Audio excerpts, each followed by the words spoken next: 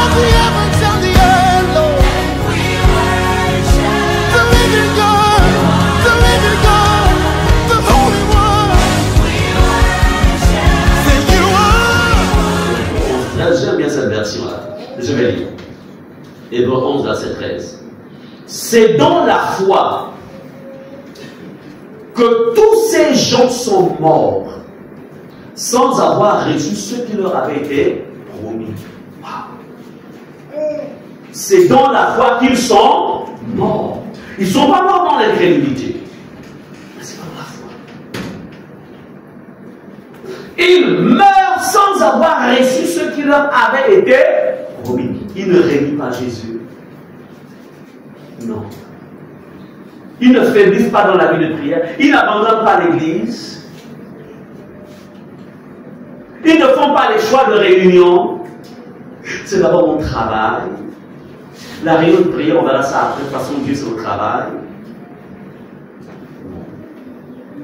Ils avaient compris une chose. Rien ne passe avant les intérêts de Dieu. Je répète, rien ne passe avant les intérêts de Dieu.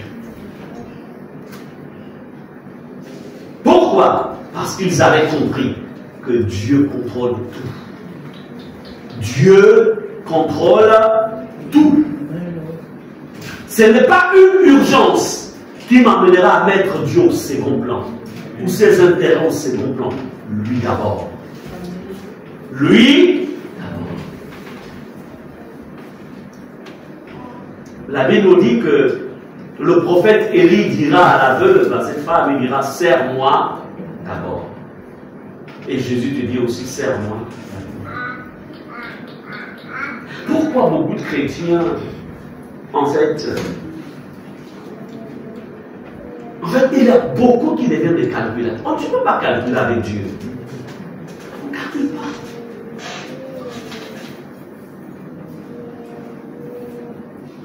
Qu'est-ce que je dis par calcul? C'est-à-dire que, bon, si je fais ça, je fais ça, je fais ça, je fais ça, ah, ça va. Non. On va voir dans la parole de Dieu. On va voir plus loin. Dieu fonctionne avec sa volonté. C'est la volonté de Dieu qui crée un déclic dans chaque domaine de ta vie. Répète la volonté de Dieu. La volonté de Dieu. Bien-aimés, le verset continue en disant ceci, mais ils l'ont vu et salué de loin, et ils ont reconnu qu'ils étaient eux-mêmes étrangers et voyageurs sur la terre. Donc, pourquoi ils ne se sont pas attachés à ces choses? Parce qu'ils avaient réalisé qu'ils étaient étrangers et voyageurs. Combien parmi vous, vous êtes assis là? Combien parmi vous réalisez que vous êtes des voyageurs? Combien? Que nous sommes étrangers et voyageurs sur la terre. Beaucoup peut-être ne comprennent pas le concept d'être étranger, parce que si tu n'es jamais sorti du Gabon, tu ne peux pas connaître ça d'être étranger. Il faut peut-être qu'on fasse des charters, et puis avec un visa limité. Parce que lorsque tu es dans un pays étranger, déjà dans ta tête, tu sais que tu es étranger. 2. Tu ne peux pas jouer avec ton visa. Si tu es dans un endroit, c'est-à-dire long séjour, et que ton visa va vers sa fin, même pour séjour, la première chose que tu fais, c'est que tu te bats pour renouveler ton visa afin que tu sois en sécurité. Et lorsque tu sais que ton visa est à son terme, ton billet d'avion, t'a dit tu voyages, par exemple, le 10 août. À partir du 9, tout est bagarre, tout est déjà rangé. Le 10 août, tu es à l'aéroport. Parce que si tu restes là, 2 jours ou 3 jours après, la police déjà frappe à ta porte. Amen. Nous sommes des étrangers. Répète, je suis étranger. Je suis étranger. Amen. Nous sommes des étrangers sur la terre. Et en tant qu'étrangers, sur la terre, voyageurs. Le voyage commence le jour où on sort du sein de nos mères. C'est ce jour-là que ton voyage a commencé. Amen. Le voyage là commence quand le bébé sort du ventre de sa mère. Il a les yeux ouverts. Il a les yeux fermés, non? Et il les ouvre après, n'est-ce pas? Donc ça commence avec les yeux fermés et ça finit avec les yeux. Quand on parle, on a les yeux ouverts. On les yeux fermés, non? Si maintenant peut-être que c'est resté ouvert, quelqu'un quand il est fermé. C'est comme ça que ça se passe. Donc tu es en voyage. De la même manière que tu prends le train d'ici jusqu'à Franceville, ou tu prends peut-être la voiture d'ici jusqu'à Mila, qu'importe la zone où tu vas aller. Donc le mouvement là, c'est la même chose. Mais dans la dimension, dans la dimension spirituelle, tu ne t'en rends peut-être pas compte. Mais en vérité, nous sommes en mouvement. Amen. Amen. Maintenant, si tu veux vraiment le réaliser, tu prends, tu vas seulement, tu prends ta photo quand tu avais 10 ans. Tu compares les deux. 10 ans et 30 ans. Si tu as toujours le même visage, c'est que toi tu n'es pas en voyage. Tu es un extraterrestre.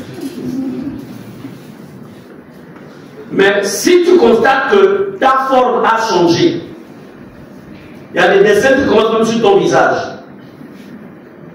ça veut dire que tu es en voyage. Et ce voyage finira quand même un jour. Même si tu as fait tous les make-up, tu vas tirer le visage, tout, tu fais tout. Tous les traitements des cheveux, tout. Ça finit un jour. Tu es en... Je suis en voyage. Mais il faudrait que quand ce voyage s'achève, il faut être sûr que tu as gardé la foi. Voilà pourquoi l'apôtre, le Seigneur Jésus pose la question, dit, quand le Fils de l'homme reviendra, trouvera-t-il la foi? Auras-tu conservé en fait cet équilibre-là? Amen. Bien-aimés, on va prendre l'exemple de l'apôtre Paul, parce qu'il faut qu'on apprenne la Bible. Si eux, ils ont vécu ça, nous aussi on vivra ça. La Bible nous a été laissée afin de nous orienter et de ne pas tomber dans les pièges. La foi, c'est elle qui nous maintient, c'est elle qui nous rassure par rapport au futur. La foi. Ce qui m'intéresse un peu au verset 15, je vais écouter. En effet, toujours dans la Bible, le Seigneur, Hébreux 15, en effet, déjà le concept que je peux vous donner, n'ayez pas seulement la Bible 8 secondes, ayez plusieurs versions de la Bible. Amen. Allez dans les vraies chrétiennes, vous pouvez avoir en ordre de 8 secondes, ayez français courant, ayez la Bible du Seigneur, mettons je lis avec les téléphones, allez-y télécharger les autres versions pour une meilleure compréhension des textes que vous lisez. Amen. Voilà. Alors on dit ici, en effet, s'ils avaient eu, verset 15, la nostalgie de ce qu'ils avaient quitté, ils auraient eu l'occasion d'y retourner. Donc ce qui nous emmène à vivre une foi ferme et forte, c'est qu'ils n'avaient pas négligé, n'avaient pas la nostalgie des choses qu'ils avaient laissées, des choses qu'ils avaient abandonnées, le style de vie qu'ils avaient, le genre de rencontres qu'ils avaient, même le salaire qu'ils travaillaient, qu'ils obtenaient. Ils ne regrettaient pas ça.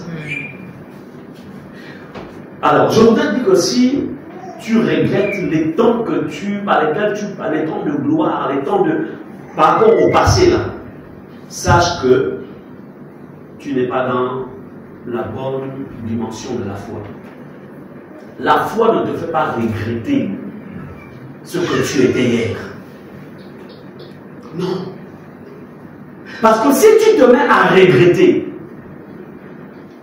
Satan va tout faire pour te ramener.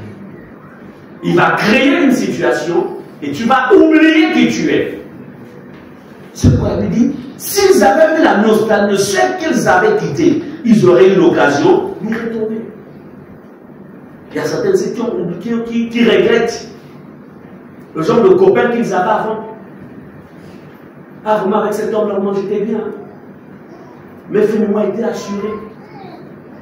Il y en a parfois même des frères ici qui regrettent le genre de vie qu'ils avaient avant. Mais c'est dangereux. Et ceux qui créent en fait une vie chrétienne superficielle, pas de profondeur. Et quand Dieu se rend compte que tu n'es pas en fait encore stable, il est obligé en fait de prendre le temps de travailler, jusqu'à ce que tu aies une foi vraiment assez stable. C'est pour vous dire quoi? La Bible au verset 16, en fait, c'est une meilleure patrie qu'il désire, c'est-à-dire la patrie céleste. Aussi, Dieu n'a pas honte d'être appelé leur Dieu et il leur a préparé une cité. Amen. Amen. L'exemple de l'apôtre Paul. Je vais lire dans la version le Seigneur. 2 Corinthiens 12, verset 7 à 9. Je vais lire dans la version le Seigneur. Écoutez ce qu'il dit. On va voir comment en fait l'apôtre Paul était un chrétien en fait équilibré. Quoique apôtre, il était d'abord enfant de Dieu. Il était équilibré.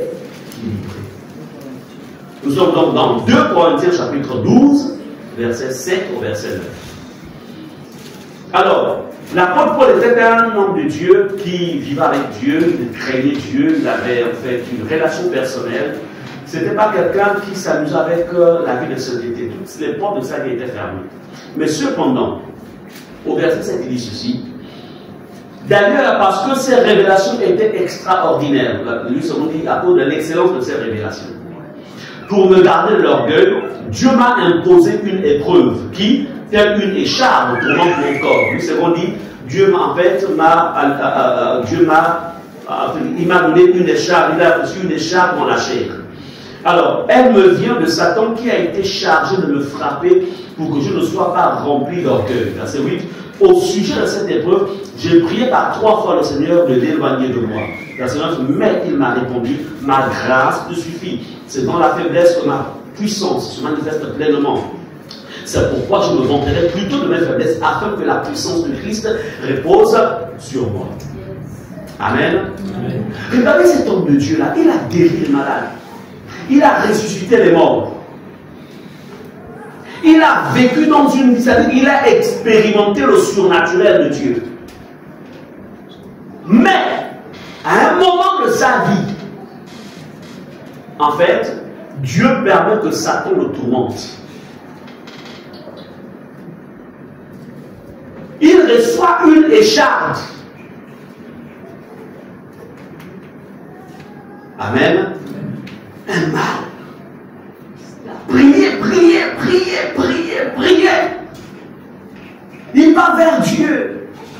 Dieu lui dit, ma grâce te suffit. Amen. Est-ce que Paul avait perdu la foi? Non. Paul n'a pas perdu la foi. Mais Dieu permet qu'il soit. On ne va pas dire que ça a été toute sa vie, c'est pas ce que la Bible dit, mais à un moment de sa vie, il avait cette écharpe, il avait ce mal qui rongeait son corps, qui l'oppressait. Mais Paul, l'apôtre Paul, ne va pas abandonner Jésus. Il n'abandonne pas le ministère.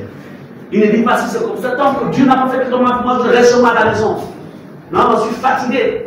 Non. Il a dit, Dieu, je ne t'abandonnerai pas. Alléluia. C'est mon corps qui est opprimé.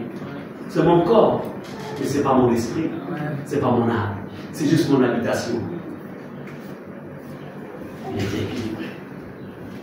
Ayez une foi équilibrée. Mais la force de l'apôtre Paul, c'est qu'en fait l'apôtre Paul ne subit pas en fait la douleur comme ça. Il va prier pour comprendre en fait qu'est-ce qui se passe.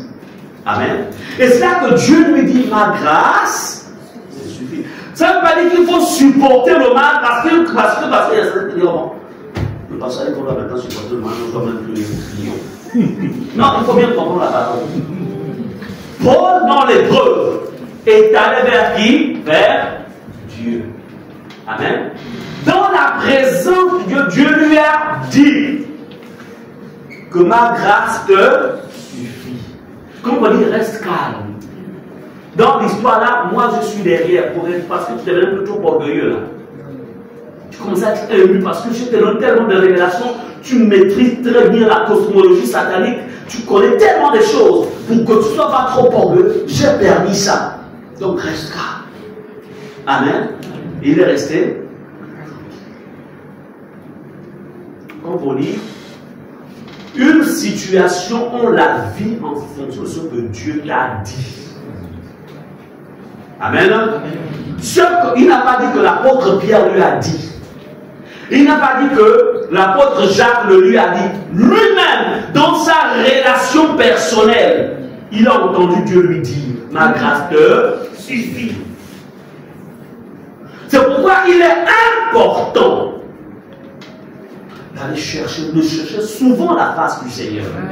Seigneur, je veux comprendre ce qui se passe dans ma vie. Je veux comprendre pourquoi j'ai prié, j'ai jeûné pour toi, Seigneur. Alléluia. Ne courez pas d'abord après les prophètes. Courez auprès de Jésus. Alléluia. Ensuite, Jésus. Si maintenant tu ne réponds pas comme ton pasteur, les pasteurs qui sont là. Alléluia. C'est important de comprendre ça. Qu'est-ce que Dieu t'a déjà dit par rapport parfois aux temps difficiles, aux choses vraiment compliquées qui se passent dans ta famille, dans ta maison, dans ta propre vie? Donc ne dis pas tout de suite Dieu m'abandonne. Non, Dieu n'abandonne jamais ses enfants. Dieu n'abandonne pas. Mais il faut que tu saches. Donc retenons ici que quand tu passeras par des moments difficiles, ça ne veut pas dire que tu n'as pas la foi. Non. Ou ça ne veut pas forcément dire que tu n'as pas la foi. Ça ne veut pas forcément dire que ta foi ne fonctionne plus. Non. Ce n'est pas à toi de dire, ou à quelqu'un d'autre de dire, c'est-à-dire que tu vas avoir, frère, je pense que tu dois avoir avec la foi. Non. La sœur, je pense, va un peu chercher à parler. Je pense que là, parce que quand je vois tout ce que tu vis, je pense que peut-être que Dieu t'a abandonné. C'est ce que tu as péché. Et beaucoup parmi vous, vous êtes souvent atteints parce que vous allez vers les hommes. Vous n'allez pas vers Dieu. Cessez de vous confier d'abord aux hommes. Allez-y d'abord vers le Seigneur. Interrogez-le. Il pourra te répondre par une voix dans ton cœur, une voix douce. Il peut te répondre à travers la parole que tu es en train de lire. Il peut te répondre à travers un songe qui est aussi conforme à la parole. Parce que si j'utilise un songe, quand la personne se rend compte qu'elle a vu qu'elle est en train de comment dirais-je, va recevoir une autre vision, une vision peut-être où elle se retrouve en train de nager dans l'eau, va dire que, ah, parce que je pense que le Seigneur fait de moi le premier nageur du monde. Les songes, quand vous les faites, ou les rêves, cherchez à avoir un rapport avec la parole de Dieu. Parce que le monde des songes et des rêves n'est pas un monde que nous maîtrisons. C'est un monde, c'est le monde de l'esprit, on va dire ça comme ça. Donc, pour ne pas tout de suite prendre tous les rêves, tous les songes comme vérité, il est important que je vienne dans la parole. Que me dit la parole par rapport à ce rêve, par rapport à ce songe? Amen. Si maintenant, malgré le fait que j'essaie de chercher comprendre une mais tu envoies tes pasteurs. Alléluia. Donc, c'est pour dire quoi? C'est pour dire que, au-delà de la profondeur de la vie, de la consécration de l'apôtre Paul, il y a un domaine où il n'a pas été exaucé. Pas parce que sa foi est affaiblie, non. C'est la deuxième facette de la foi. Est-ce qu'on est ensemble?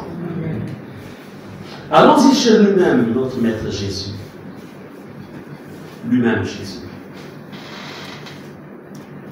Alors, là je vais par contre avoir besoin de l'ancienne Sarah pour nous lire Matthieu 26, du verset 36 Tu l'as au verset 36, ensuite verset 39, après on va aller au verset 41 jusqu'au verset 44. 8 secondes. Matthieu 26, verset 36. La parole de Dieu déclare: là-dessus, Jésus alla avec eux dans un lieu appelé Gethsémani. Et il dit aux disciples: asseyez-vous ici pendant que je m'éloignerai pour prier. Verset 39. Puis, ayant fait quelque chose pas en avant, il se jeta sur sa face et pria ainsi: mon Père, s'il est possible que cette coupe s'éloigne de moi, toutefois non ce que je veux, mais ce que tu veux. Verset 41 à 45, 41. Veillez et priez afin que vous ne tombiez pas dans la tentation. L'esprit est bien disposé, mais la chair est faible. Il s'éloigna une seconde fois et pria ainsi: mon Père, s'il n'est pas possible que cette coupe s'éloigne sans que je la boive, que ta volonté soit faite. Il revint et les trouva encore endormis, car leurs yeux étaient appesantis. Il les quitta et s'éloignant, il pria pour la troisième fois, répétant les mêmes paroles. Puis il alla vers ses disciples et leur dit: vous dormez maintenant et vous vous reposez. Voici, l'heure est proche et le Fils de l'homme est livré aux mains des pécheurs. Amen. Amen. Nous sommes en train de comprendre que la foi, en fait, fonctionne sur deux plans. Il y a le plan où tu demandes à Dieu quelque chose et Dieu te répond en te donnant la chose. Et il y a un autre domaine où tu demandes à Dieu, mais il reste silencieux. Rien ne bouge. Donc, quand on parle de la foi s'appuie sur la volonté de Dieu. La foi, ce n'est pas d'abord le fait de voir, par exemple, comment dirais-je, de voir, en fait, la chose se manifester. Parce que le monde des esprits, lorsque vous priez, quand on prie sur la terre, notre prière monte. Ensuite, ça arrive au deuxième ciel. Le deuxième ciel, c'est là où se trouve en fait, il y a un quartier général de Satan. C'est là où même Satan demeure. Amen. Ensuite, il faut que ça traverse le deuxième ciel pour arriver jusqu'au troisième ciel, là où Dieu demeure. À chaque fois qu'on prie sur la terre, que ce soit dans ta chambre, que ce soit ici à l'église, quel que soit l'endroit, ça monte, la prière monte toujours. Maintenant, si la prière, elle est forte, elle a assez de chaleur, la chaleur de la vie de Christ, la chaleur de la sainteté, la chaleur de la communion fraternelle. Lorsqu'il y a la chaleur, elle ne peut pas demeurer au deuxième ciel. Parce que souvent, les prières sont interceptées au deuxième ciel. Amen. Les prières des personnes dont la foi est faible, dont la vie chrétienne est faible, tout de suite c'est intercepté. Ensuite, ils s'ouvrent. Je vais prendre un exemple. On va prendre l'exemple de qui? On prend l'exemple de qui? Je prends l'exemple. Je prends le nom de qui? Qui c'est qui parle de super mon modèle? On m'appelle les CR100 aujourd'hui. Qui c'est? Bon, je prends un exemple comme ça. On va prendre l'exemple de Polycarpe. Donc voici donc le chrétien, le frère Polycarpe, qui est en train de prier. Mais Polycarpe est quelqu'un en fait qui ne craint vraiment pas Dieu. Sa vie est une vie superficielle. Il ne vit pas vraiment dans la crainte de Dieu. Et puis, il prie. Seigneur Jésus, je t'en supplie, fais-moi grâce. Fais-moi grâce, Seigneur. Parce que je voudrais maintenant me marier. Je suis fatigué de laver le linge moi-même. Je suis fatigué de faire la cuisine quand je rentre le soir de m'arrêter, prendre le Nike. Fatigué, Seigneur. Aide-moi. Bien. Polycarpe a prié, non? La prière de Polycarpe monte, ça arrive au 2e ciel. Mais Polycarpe n'a pas une vie de sainteté, n'a pas le crainte de Dieu. La prière est interceptée. Donc, elle ne monte pas plus haut.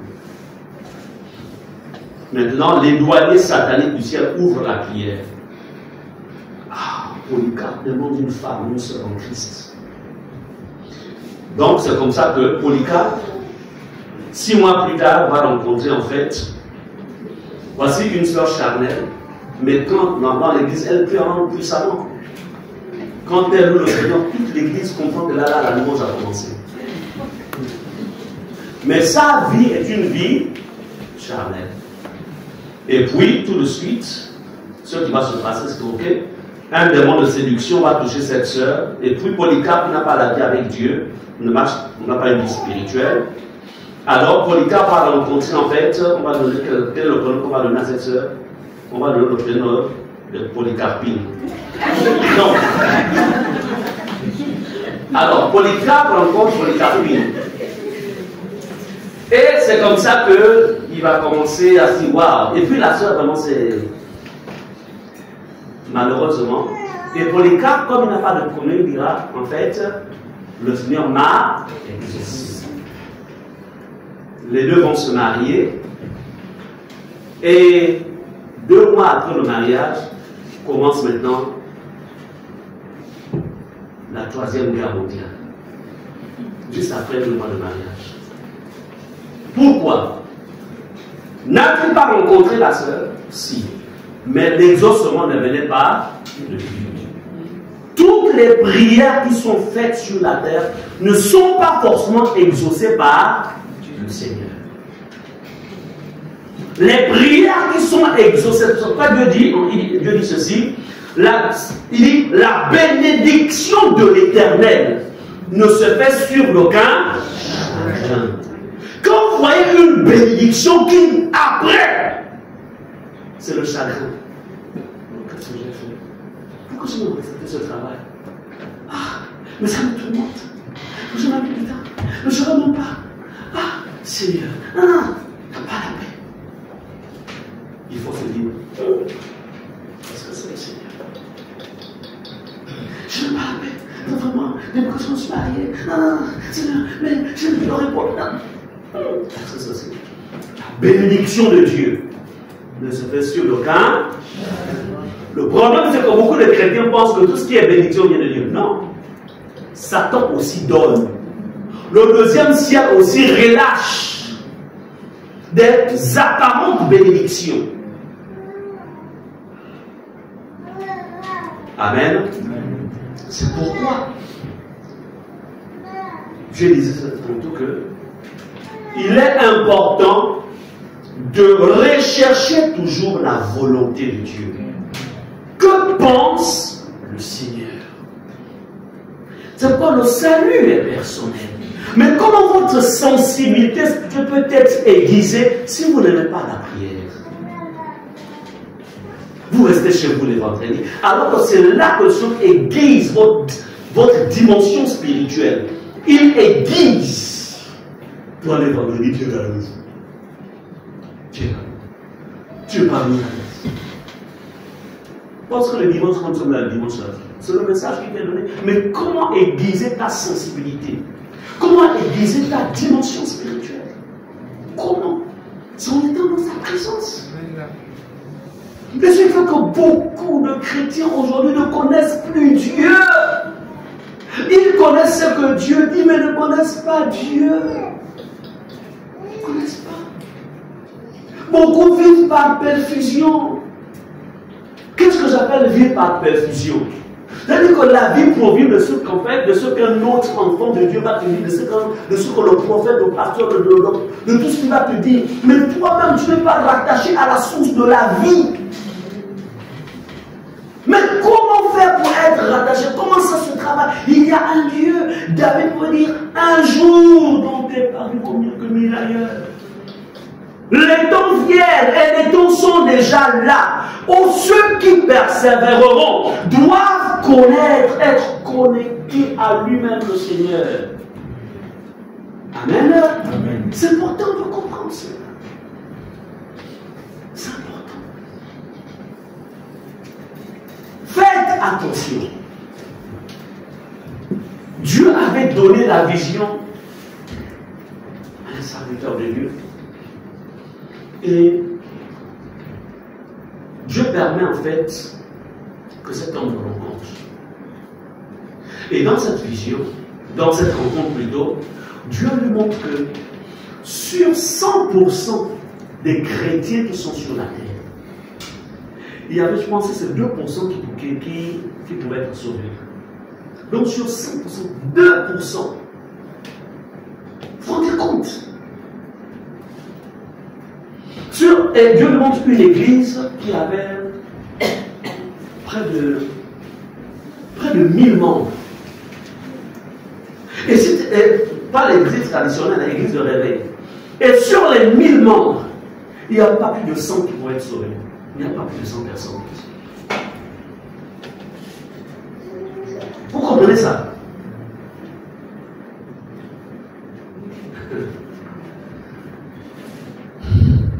Dis Seigneur Jésus, aide-moi à me ressaisir.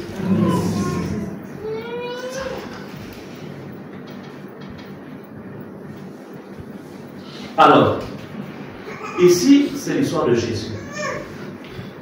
Jésus, en tant qu'homme, Jésus va fonctionner, en fait, en tant qu'homme, il avait la foi. Parce que Jésus était 100% homme.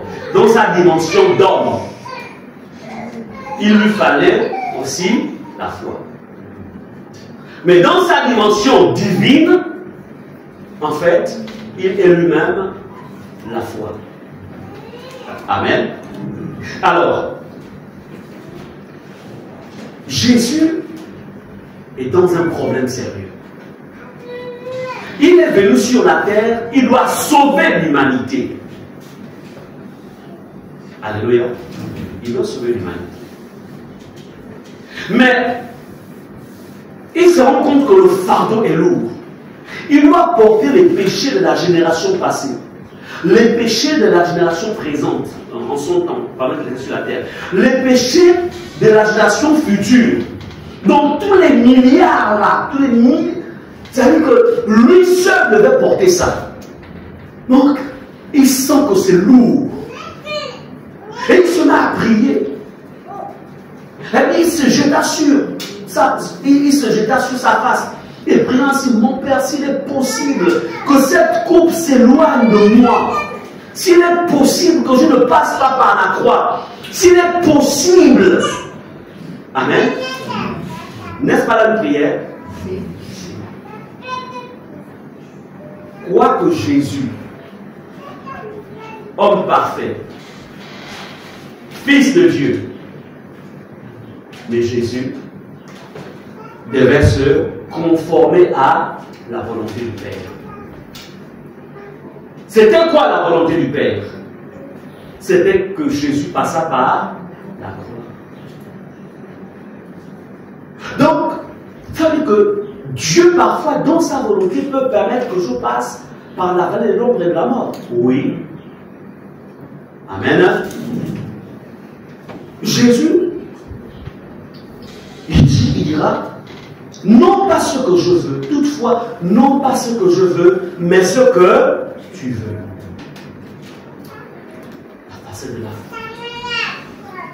Ici, la foi de Jésus emmène Jésus à aller tout droit vers la mort. Wow. Non pour être délivré de la mort, mais il devait aller tout droit vers la mort. La foi. Hein? C'est quand même étrange, hein? Si notre Maître Jésus, sa foi l'a conduit vers la mort, certes, après, il y avait la résurrection, mais il devait quand même passer par la mort. C'est vous et moi qui avons échappé ça. Qu'a-t-il dit? Si on a fait ceci à au maître, on le fera aussi à vous. Tout disciple accomplira comme son maître. Bien-aimé, la Bible nous dit au verset 42, il s'est donné une seconde fois et pria ainsi, mon Père, s'il n'est pas possible que cette coupe se lance de moi sans que je la boive, que ta volonté soit faite. C'est pour vous dire quoi? Dans votre marche de la foi, apprenez à rechercher la volonté de Dieu. Vous êtes face à une situation. Seigneur, que penses-tu? C'est-à-dire que prends d'abord le temps de chercher la volonté de Dieu. Seigneur, par rapport à cette situation, qu'est-ce que toi tu me dis? Parfois, on peut avoir des personnes, et ça c'est quelque chose que le Seigneur, en fait, enseigne à ses serviteurs. Généralement, vous savez, nous n'aimons pas ce qui est vrai à cause de la dimension de l'éternité en nous. L'homme n'accepte pas facilement la mort. Même quand un des siens est dans un état, l'homme veut que la personne ne parte pas. Vous comprenez? C'est la dimension de l'éternité en nous, parce que l'homme n'avait pas été fait pour mourir. Mais est-ce que vous savez que parfois il y a des situations de maladie par lesquelles les nôtres peuvent passer et Dieu permet qu'ils passent par là tout simplement pour qu'on les prépare. Amen. C'est-à-dire que Dieu va permettre qu'on prépare. Comme il avait dit, il avait dit, je pense que c'était le roi Ézéchias, hein, il avait dit qu'il il envoie le prophète Ésaïe plutôt, et dit bon, va dire à Ézéchias qu'il donne des ordres à sa maison parce que bon, il va partir. Bien aimé. Mais comme on est souvent tout de suite, c'est-à-dire que la première réaction, nous, c'est comme ça, Seigneur, tu guéris. Au nom de Jésus, sois guéri. Et on prie avec foi. Mais parfois, Dieu, dans son périmètre, il faut qu'il rentre à la maison. Parce que si je le laisse vivre, il va repartir vers les choses qu'il a voulu. Donc, ce qui m'intéresse pour lui, c'est son âme. Amen. Donc, nous avons besoin, comprenez encore une fois, que ce que nous, on peut penser être un échec, ce n'est pas un échec pour Dieu. Jésus devait mourir pour que vous et moi, nous soyons réunis aujourd'hui, invoquant Dieu, ayant la vie éternelle. Mais imaginons que Jésus ne soit pas passé par la croix, on n'aurait jamais été sauvé. Parce qu'il fallait forcément qu'il y ait quelqu'un qui paye le prix du péché. Et c'est lui qui a été qualifié pour nous faire. Parfois, la volonté de Dieu t'amènera à passer par un chemin très compliqué pour être une délivrance pour quelqu'un d'autre. Yes. Amen. Amen. Alors, je vais maintenant, je suis en train d'atterrir. Je veux dire à quelqu'un, toi qui passe par des temps difficiles, qui veut peut-être abandonner, je vous dis que ta foi est vivante. Répète, ma foi est vivante. Elle n'est pas morte. Amen. N'abandonne pas. Ne recule pas dans ton union avec Jésus. Il est normal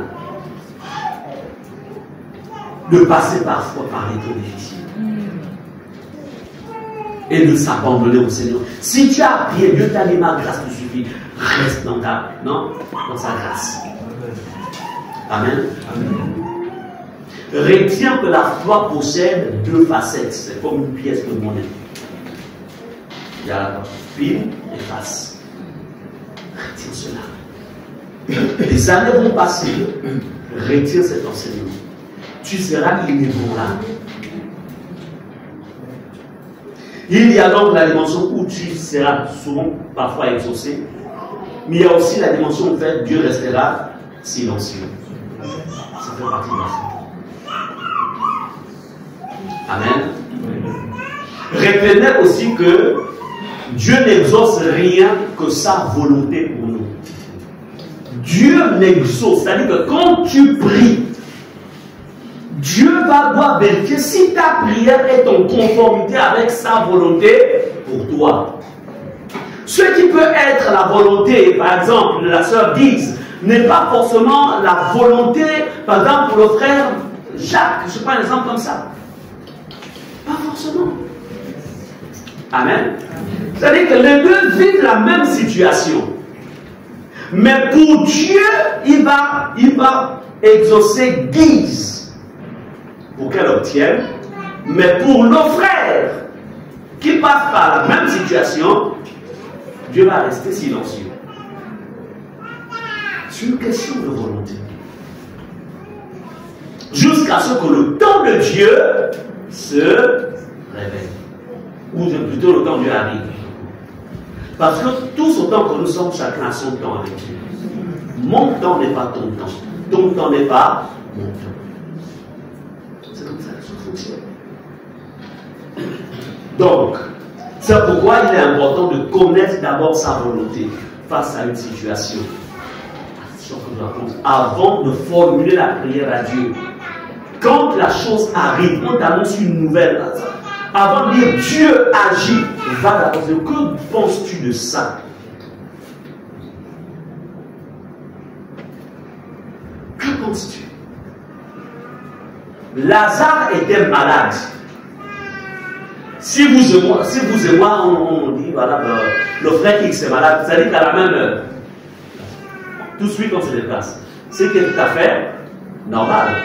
Amen.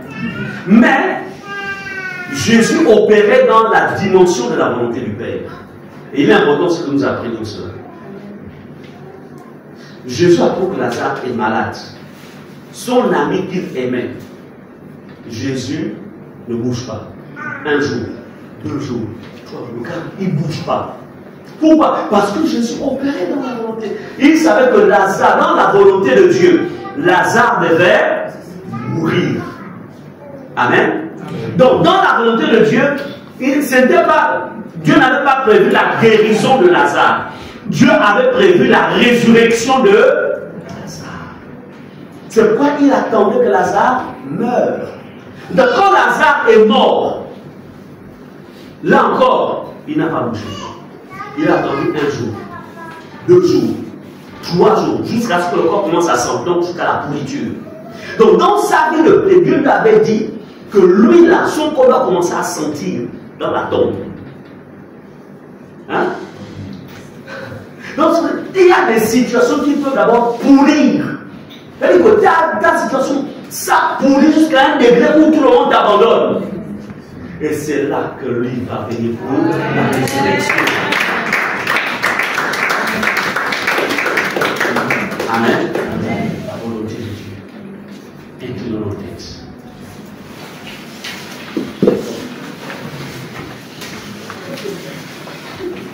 Il y a certainement quelque chose qui t'a interpellé pendant ces moments. Et s'il y a une prière à dire, Seigneur, donne-moi la foi biblique, donne-moi une foi équilibrée. Le Seigneur t'a interpellé ce matin. Il y a beaucoup de choses qui ont été dites. Mais le demain que tu as été interpellé, parle à Jésus.